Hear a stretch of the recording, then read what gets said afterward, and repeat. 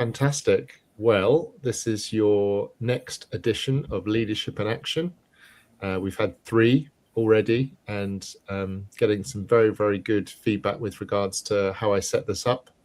This is not selling. This is just a conversation that we're having. And today we're talking about PR in a kind of AI-driven marketplace and world. But yeah, really, these are just opportunities for me to, come from 3 hats perspective, kind of work a lot with kind of executive and board level candidates, kind of looking for, excelling in their careers or otherwise. And really the why behind this is just to give a platform to someone I have in my network that I think will be able to give you exponential value, just as you kind of consider things, from a leadership perspective. So warm welcome to Estelle Kiva from Immortal Monkey. How are you? I am great, thank you. Thank you so much for having me here. Definitely. Well, no, I mean, Estelle was an easy choice because we met maybe about a month or so ago, I think it was. And it was through another kind of networking platform. And as I always say to clients, network is the most important thing you can do. And what's kind of stopped me in my tracks, I remember our follow-up conversation, I said, you're just a thoroughly good human being. Clearly you know what you're talking about. And that kind of made your day, didn't it? It did, because I think, it's very much underrated being a good human. We expect that everybody in the world is going to be a good human, but actually I think we're all very aware that that's not the case all the time. So it is very nice to be recognized as a good human. And, that is all I can hope to be. Aside from anything else, I hope that, I am a good human, and hopefully lots of people will also see that from today's session. So Definitely. Hopefully there'll be lots of other people out there that also think the same. Fantastic. So I know the sort of protocol for these things is that I introduce you, but I think it's a bit pointless because you know far more about yourself and your organization and Immortal Monkey. So just take 30, 60 seconds just to give us a bit of an overview about your background and really where you add value. Okay, so as you are aware, my name is Estelle Kiva. I am the founder of Immortal Monkey. I am also one of the UK's leading PR and social media experts. I cover lots of different areas of visibility. So whether that is looking at what's going on your socials, looking at PR, looking at media campaigns.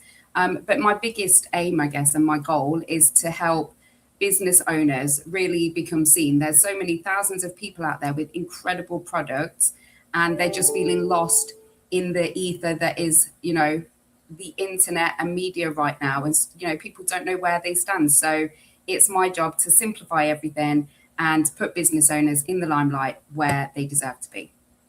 And you were saying, always kind of piqued my interest because I used to work at the BBC. You said some of the easiest coverage is actually through BBC, maybe local coverage, but is that the same for national coverage as well, or is there a difference? When it comes to BBC, it tends to go local first. Right. And if the story is of interest, then it will get picked up by regional and then national. So, for example, I think it was last summer, I took part in an article which was around, the headline was actually how I cleared £13,000 of debt using TikTok. Now, just for, disclaimer, that was not me. However, I do know the girl that they were referring to, and she did make a huge amount of money on TikTok. And so they asked for my expert opinion as somebody who works in the social media space. I was very quick to kind of pull into line the fact that this does take a lot of hard work. It's not, waking up, doing a video and becoming a millionaire. And that was with local BBC.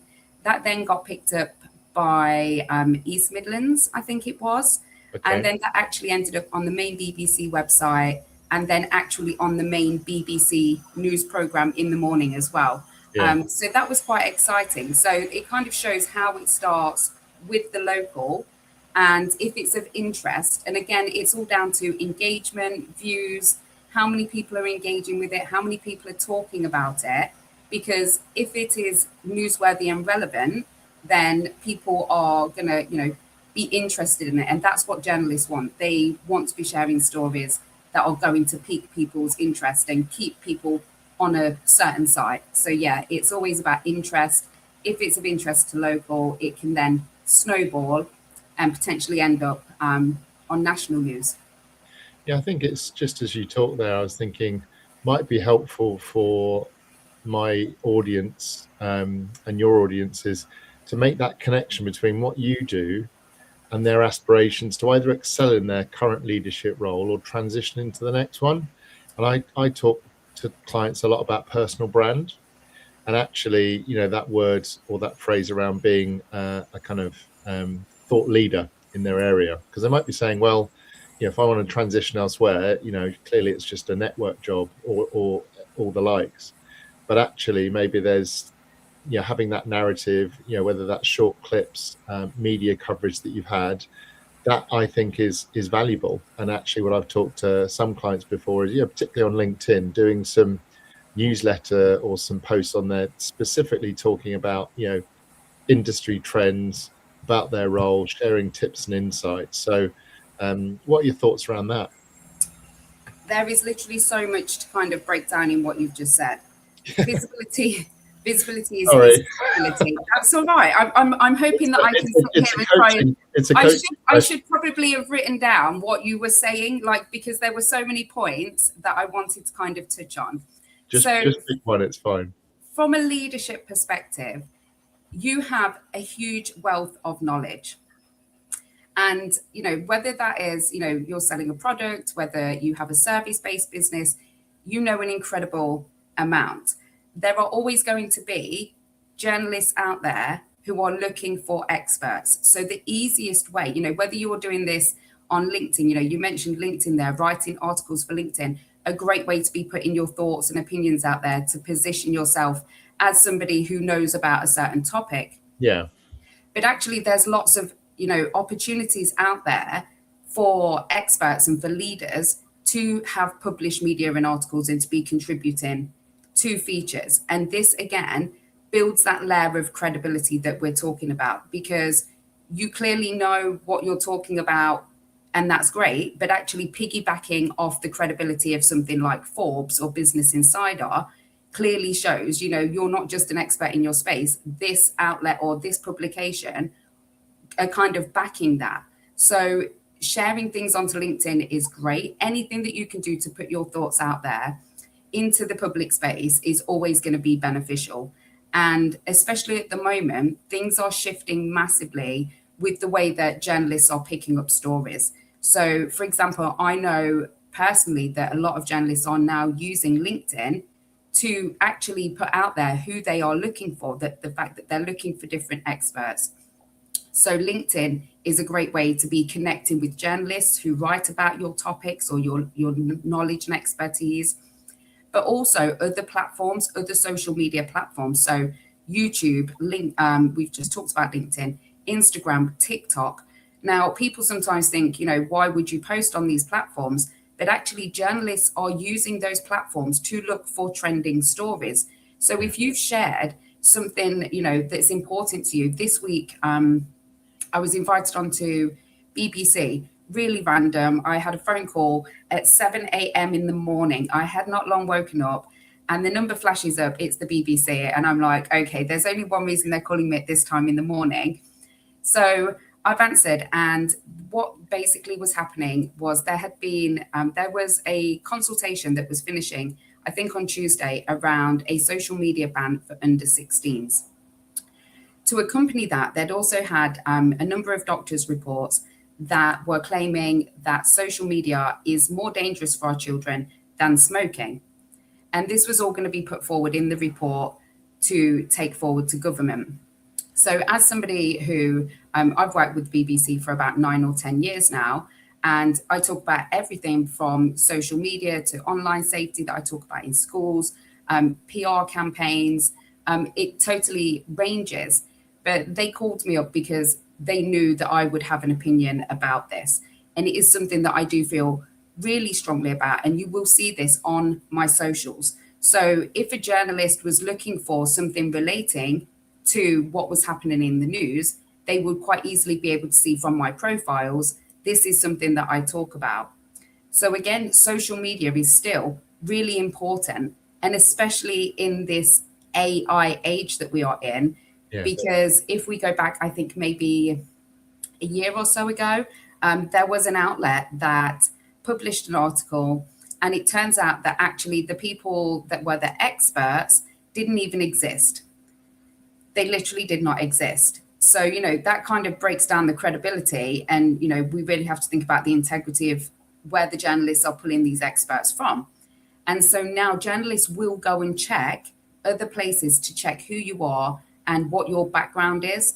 So using LinkedIn, using different social media platforms, not only is that putting your voice out there for people to see, it's also giving that level of verification that when journalists are looking, you are a credible source. You're here, you're constantly talking about certain things.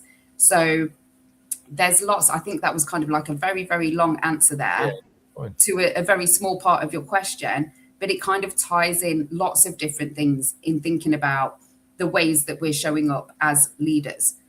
Before, I think you've just talked about, personal brand.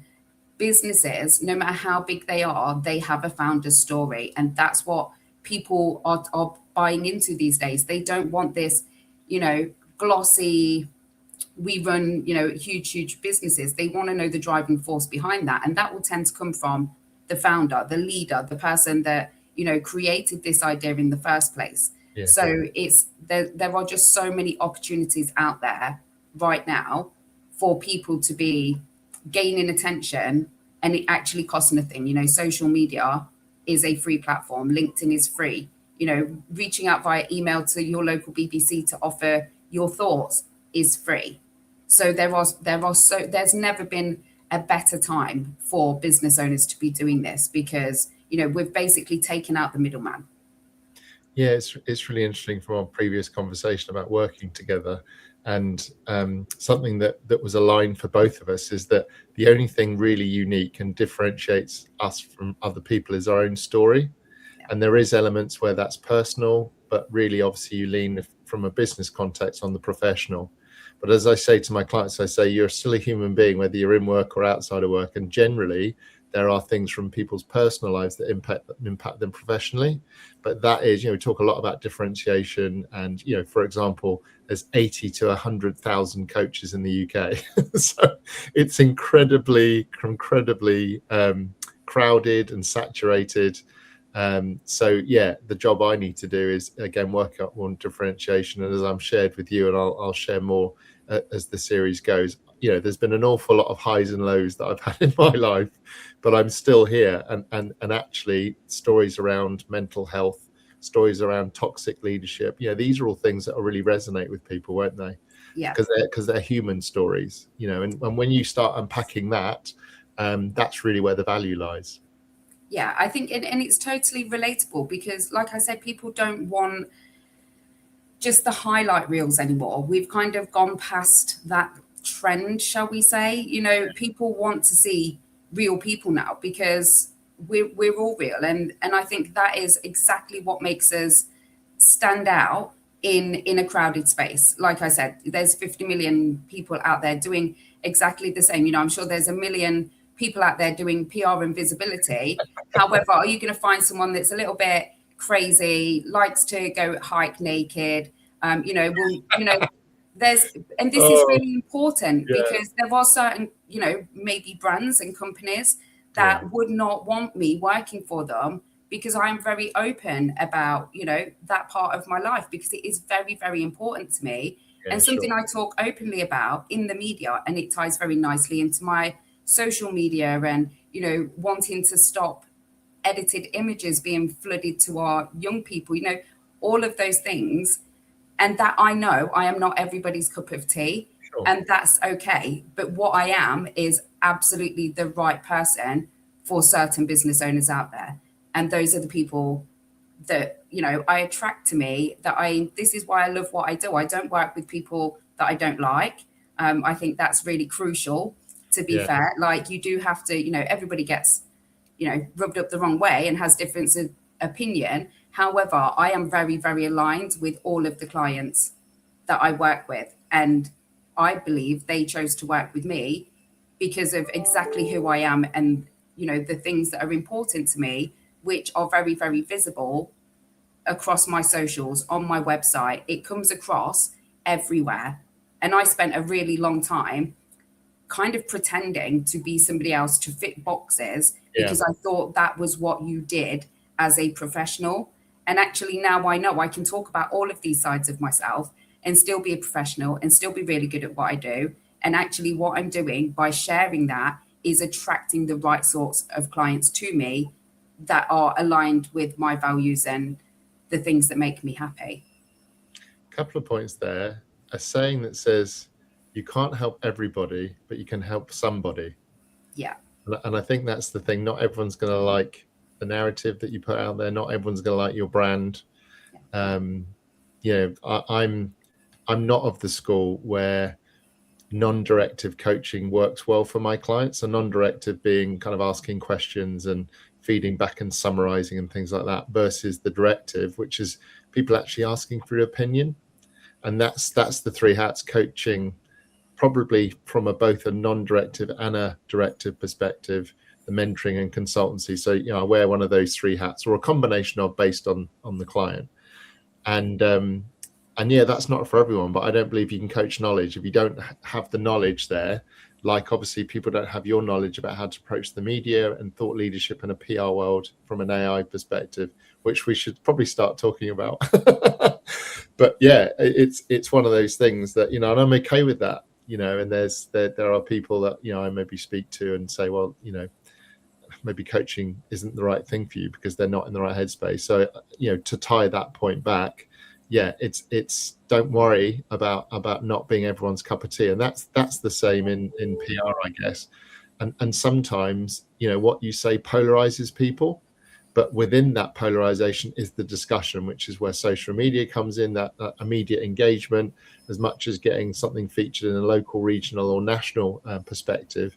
And there was actually, I was listening to the news today, there was someone, I don't know if you picked up on this story, someone on social media that was going to go to New York with their partner, but their partner broke up with them, I think because they cheated on them or something like that. And basically the story went viral, and she's now going to get probably bumped up to business class to go over there. She's been invited to a Broadway show. Various people have come in with all the things to do in New York, and it's a great story to show that, again, that human element of it. And not every story that covers things like that are going to get there, but it just shows you, as you say, how it snowballs and you get that coverage. And again, we are in this world where anyone can broadcast and share their story. And if you're relatable, you're different, and if you've got an interesting story, that gets picked up, and then it just goes, it goes into the ether and beyond. As much as, that's a very personal story. For example, if that person had a business, her business would be being mentioned. Yeah. Many times. Yeah, so, it kind of just shows how something that you would share that is something personal could actually turn into something that would, really boost your business as well. Brilliant. So AI, what on earth is happening in the PR space with AI? Because it's disrupting everything, and someone mentioned to me the other day, we're an AI revolution. And I think that's true. It just seems to be pervading everything. And I made sort of some thoughts. I'm sure maybe the viewers have the same thing. It's not like we've asked for it. It's just appeared, and it's now being put into everything. So like Microsoft's 365, everything's imbued with Copilot, obviously, and other platforms.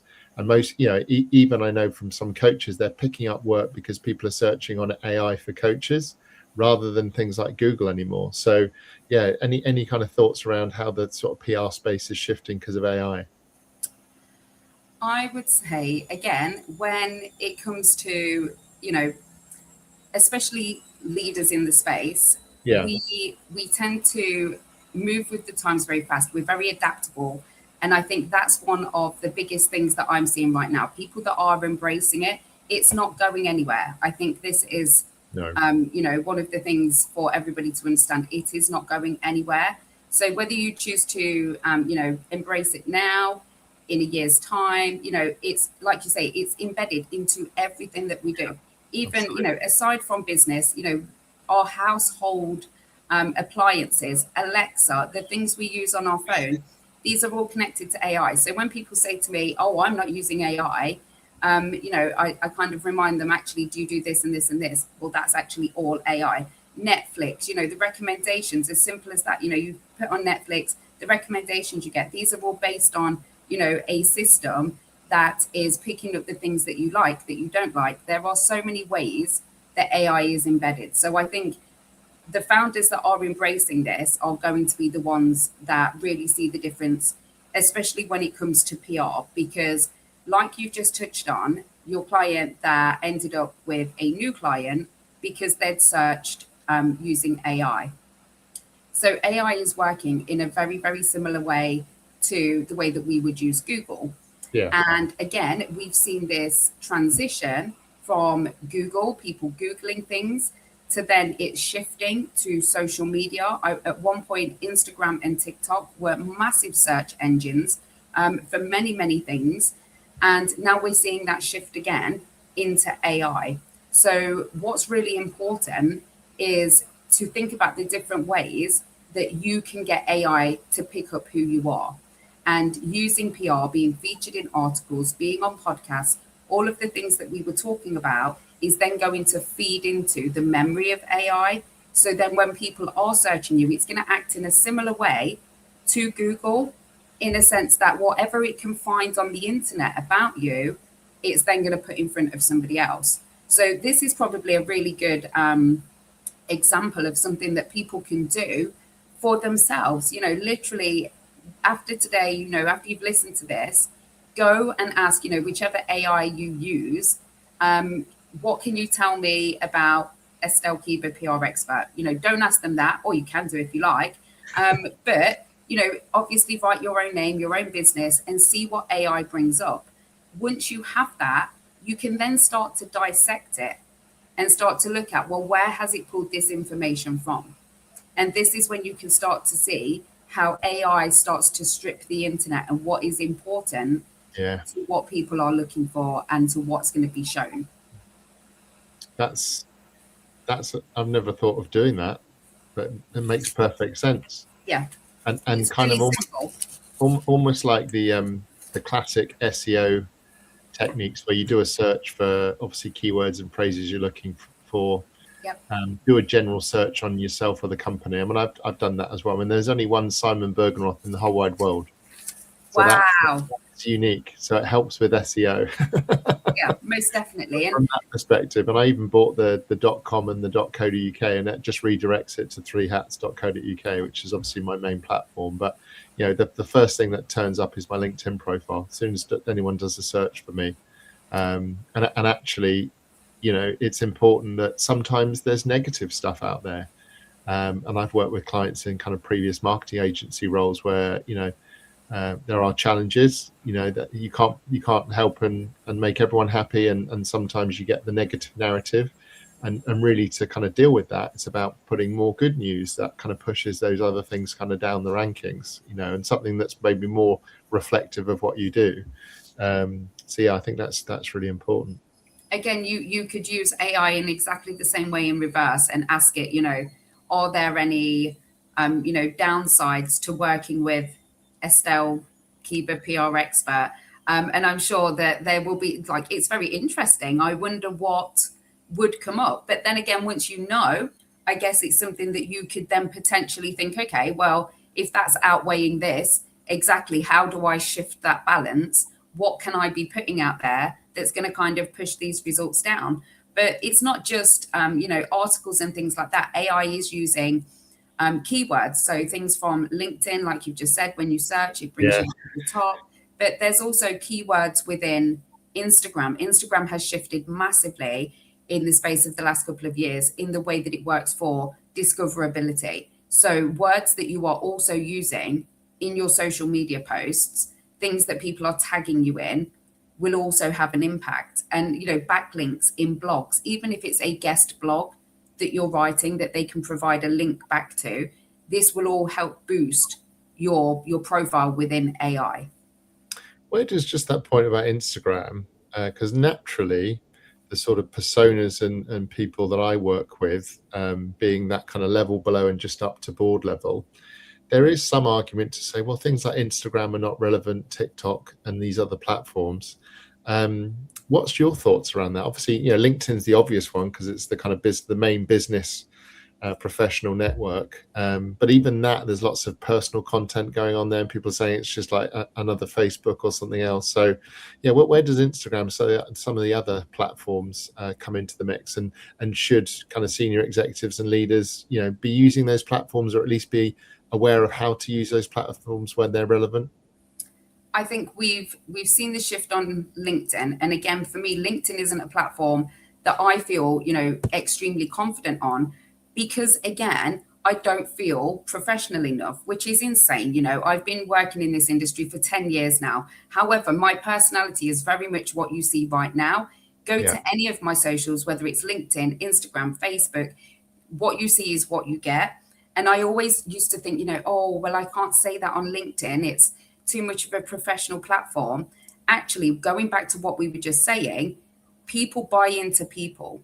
So, you know, and especially, you know, for more senior, you know, board members and, you know, people that may not feel social media is important, actually, it's a great way for you to show, you know, the ethos behind your brand.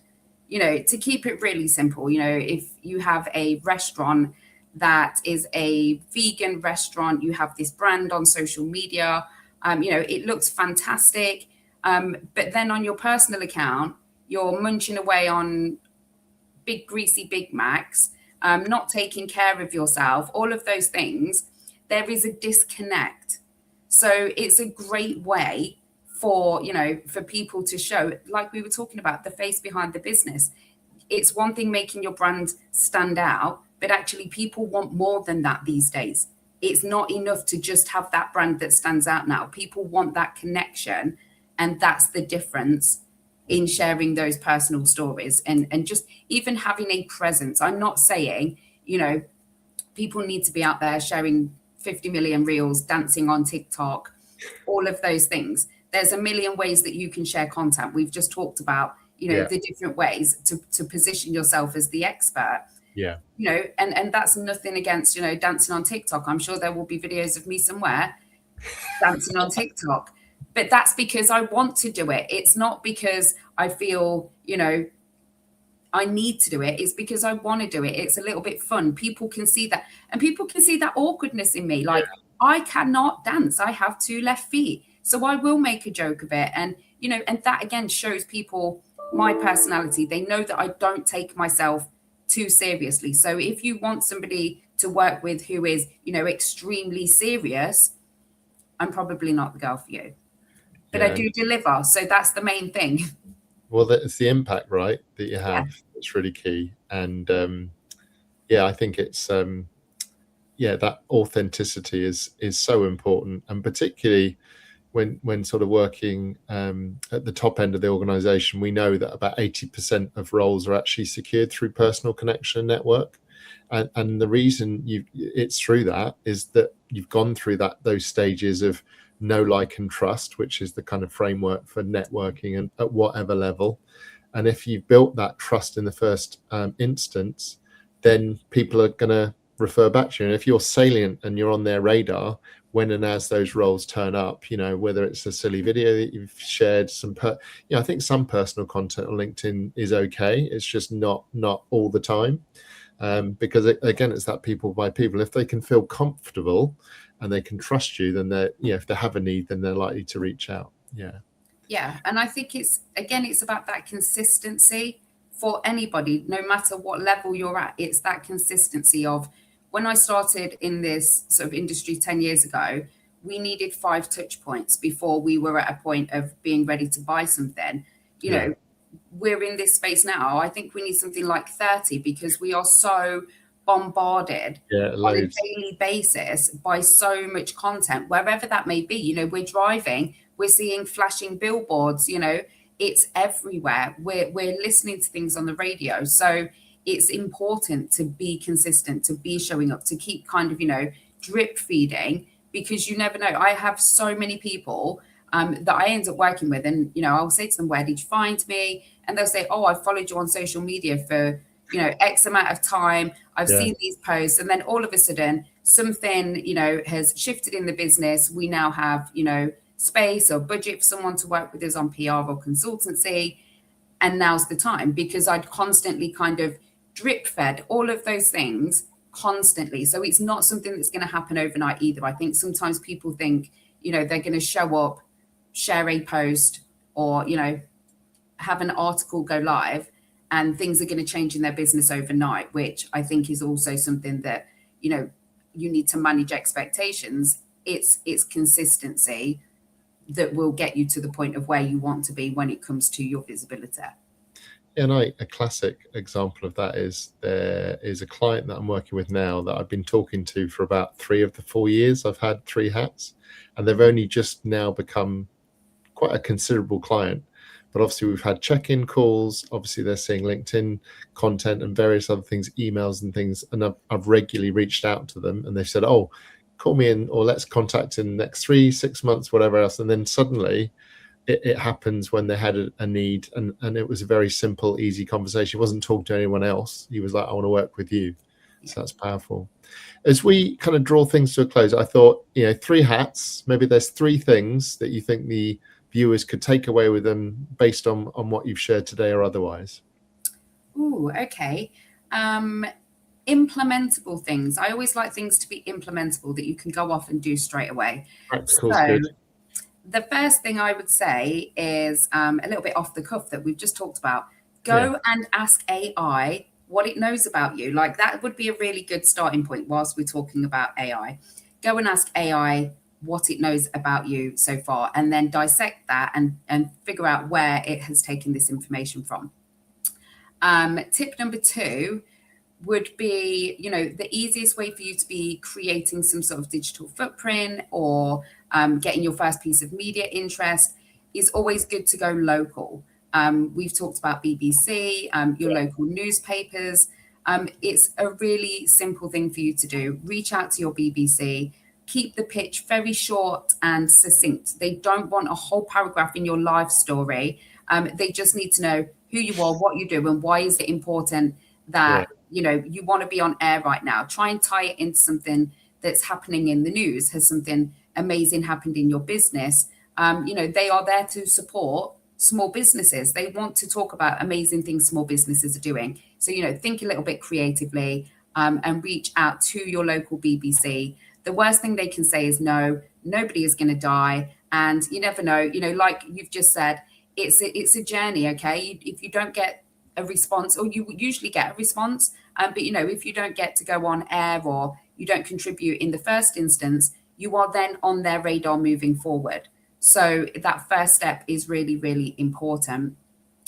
And tip number 3 would be to go and check out and audit your socials, I would probably say, because if you are gonna implement these steps, you're gonna go and find out a little bit about yourself and what's out there already. You're going to pitch something out to the BBC. They could potentially, want you on air in the next week or so, but they are probably going to go and check out your socials. So if they do that, what are they seeing? Is it a good representation of you? Is your Instagram bio telling them exactly what it is that you do and who you help and what it is that you do within the company? If they go to your LinkedIn, is your messaging the same? Are you talking about the things that are important to you that you've already, can you reiterate what is in the email about what you would like to talk about? So just think about having a little bit of an audit so that if a journalist did come to your account, would they know who you are and would it back up what you've already said in your email?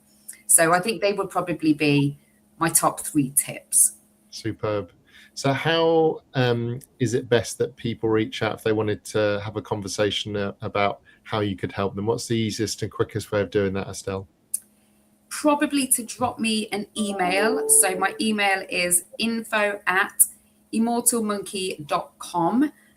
There's also details about lots of ways that I can help to support people on the website, which is www.immortalmonkey.co.uk. But I am all over the socials, so I'm going to have to drop those. You can find me on Instagram, Facebook, LinkedIn, at Estelle Keeber. It'll either be Estelle Keeber or Estelle Keeber Official. But I think pretty much, I do come up at the top when you search for me. So clearly my socials are working too. But yeah, please do reach out to me if anybody needs any support. Well, I thoroughly enjoyed our conversation today. I know that the conversation will continue in people's minds, and maybe share this with other people that you think might find it of interest. But no, thanks so much for coming along. My pleasure. Absolute pleasure.